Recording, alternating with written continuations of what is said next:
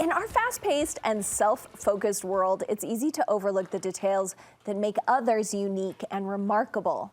But my next guest believes we can change that by making it a point to notice others. We're calling it the art of being a noticer.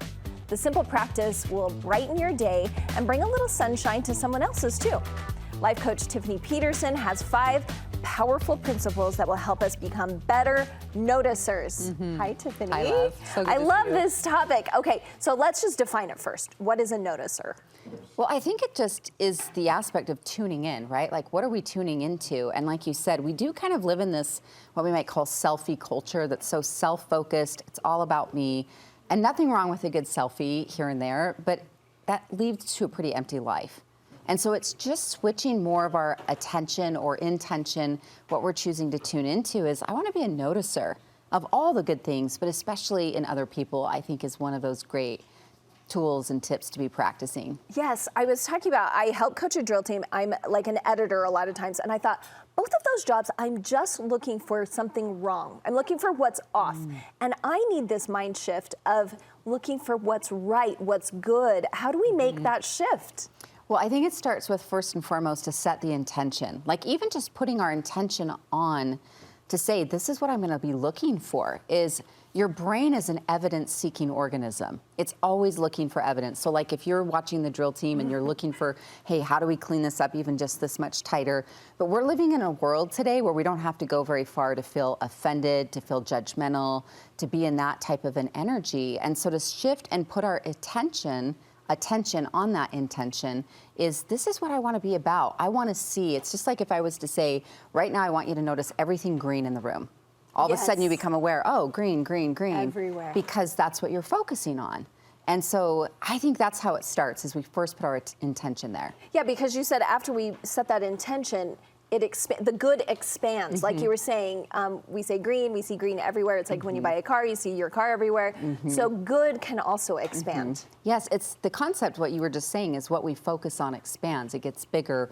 We notice more of it. And that's true for positive or negative. But I think what's important to know about our brain is our brain is wired to problem solve, or to regularly be scanning for threats, right? Like, your subconscious brain is meant to keep you safe. We literally have to train our brain, like, to look for gratitude, for good things, and good things in other people.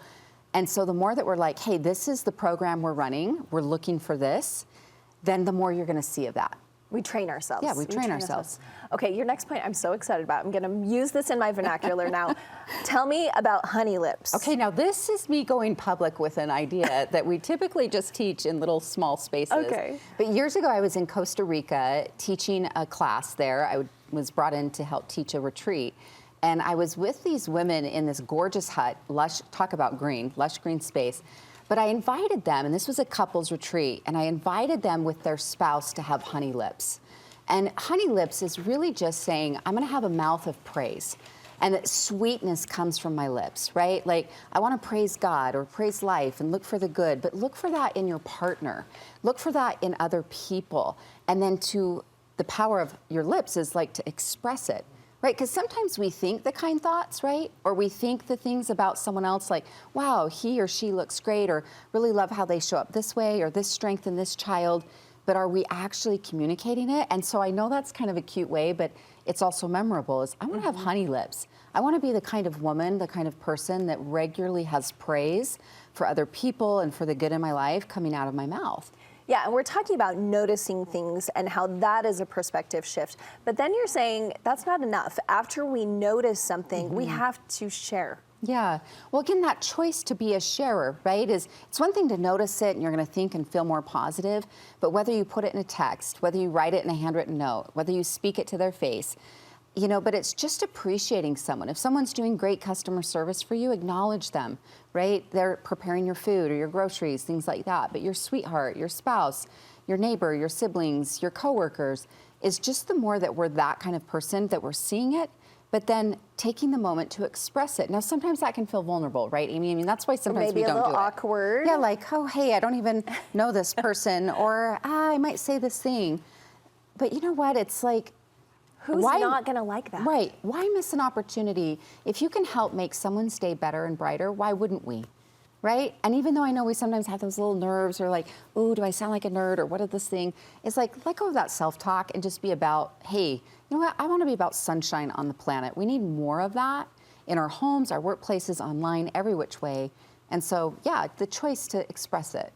I think we all need a lot of help with this next one because a lot of times when we compliment someone, it's easy to talk about their shirt or their, oh, your hair looks great today, something physical. Right. You're saying maybe try to push past that a little, go deeper. Yeah, to move into complimenting character, right? Which is about the person who they are, not just how they look. Although, again, if you're like, hey, your nails look great, you know, or I love your hair or outfit or things, that's always great too.